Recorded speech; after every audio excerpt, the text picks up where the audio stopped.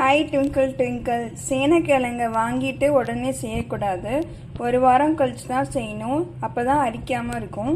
அந்த சேனைக்கிழங்க எடுத்து தோல் சீவிட்டு நறுக்கி வச்சுக்கோங்க. அதை ஒரு நெல்லிக்காய் சைஸு புளி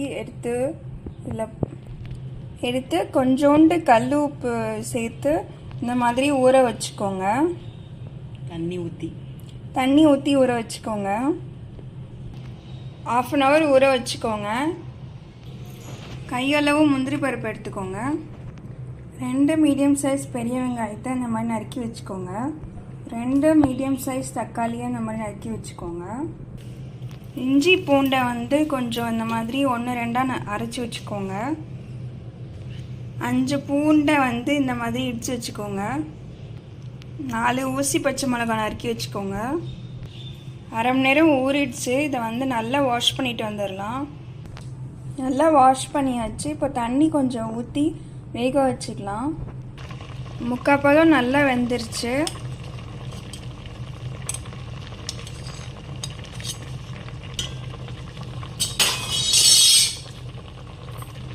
நிறுத்திடலாம். இப்போது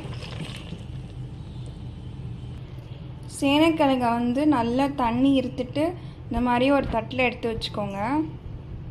இது நல்லா ஆறட்டும். அப்புறம் ஒரு இருப்பு சட்டியில் தேங்காய் எண்ணெய் ஊற்றிக்கோங்க. உங்களுக்கு என்ன வேணுமோ அதை நீங்கள் யூஸ் பண்ணிக்கலாம். நல்லா ஆறிடுச்சு. கொஞ்சம் கொஞ்சமாக போட்டு இதை பொரிச்சு எடுத்துக்கலாம்.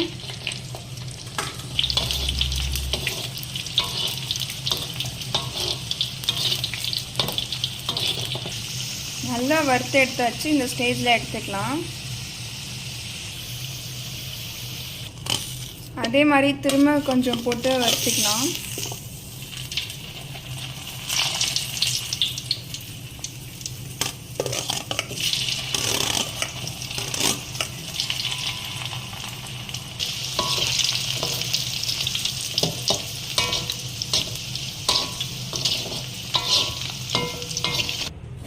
நல்லா பொரிச்சு எடுத்தாச்சு. இந்த ஸ்டேஜில் நீங்கள் சாஸ் தட்டு கூட சாப்பிட்லாம். ஃப்ரெஞ்ச் ஃப்ரைஸ் மாதிரி நல்லாயிருக்கும். பொரிச்ச எண்ணெயை பாதி எண்ணெயை எடுத்து வச்சுட்டு அதில் கொஞ்சோண்டு சோம்பு போட்டுக்கோங்க.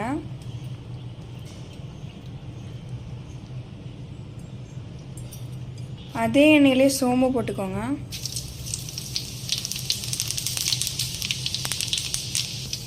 இடித்த பூண்டு போட்டுக்கலாம். 4 ஊசி பச்சை மிளகாய் போட்டுக்கலாம்.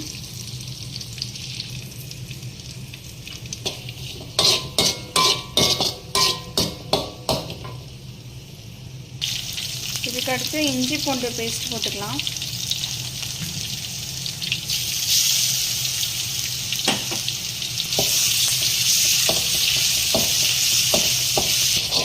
பச்சை வாசம் போகிற வரைக்கும் நல்லா வதக்கியாச்சு. இப்போது வெங்காயம் சேர்த்துக்கலாம்.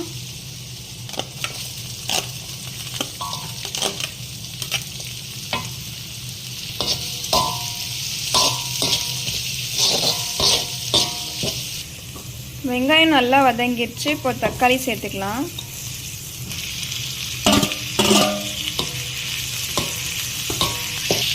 இந்த ஸ்டேஜில் கல்லுப்பு சேர்த்துக்கலாம்.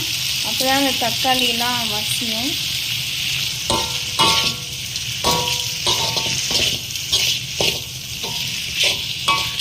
இந்த ஸ்டேஜில் கொஞ்சம் நேரம் மூடி வச்சுக்கலாம். ஓப்பன் பண்ணிக்கலாம்.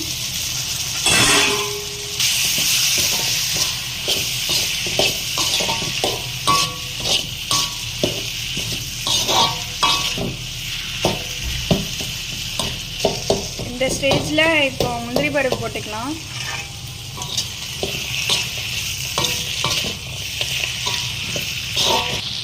எல்லாமே வதங்கிடுச்சு நல்லா. இந்த ஸ்டேஜில்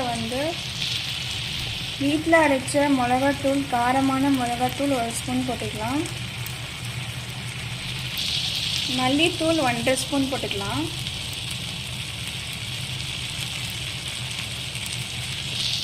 ஜீரகத்தூள் 1/2 ஸ்பூன் போட்டுக்கோங்க. கரம் மசாலா 1 ஸ்பூன் போட்டுக்கோங்க. நல்லா மிக்ஸ் பண்ணிக்கோங்க. நல்லா எல்லாமே வதங்கி வச்சு இந்த ஸ்டேஜில் கொஞ்சம் தண்ணி ஊற்றிக்கலாம்.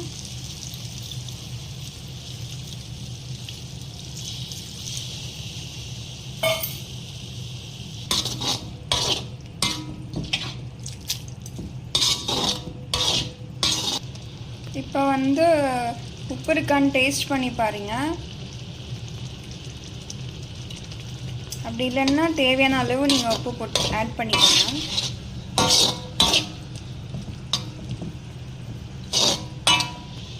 இதை சத்த நேரம் மூடி வச்சிடலாம். இப்போ திறந்து பார்க்கலாம்.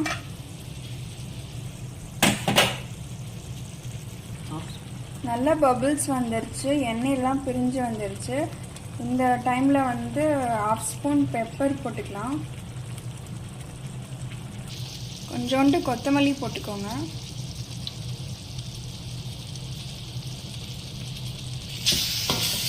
நல்லா மிக்ஸ் பண்ணிக்கோங்க.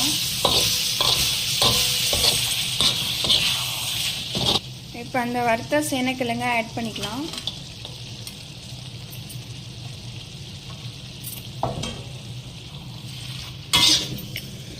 கொஞ்ச நேரம் மூடி வச்சுக்கலாம். கொஞ்சம் ஹை ஃப்ளேமில் வச்சுக்கோங்க. இப்போ திறந்து பார்க்கலாம்.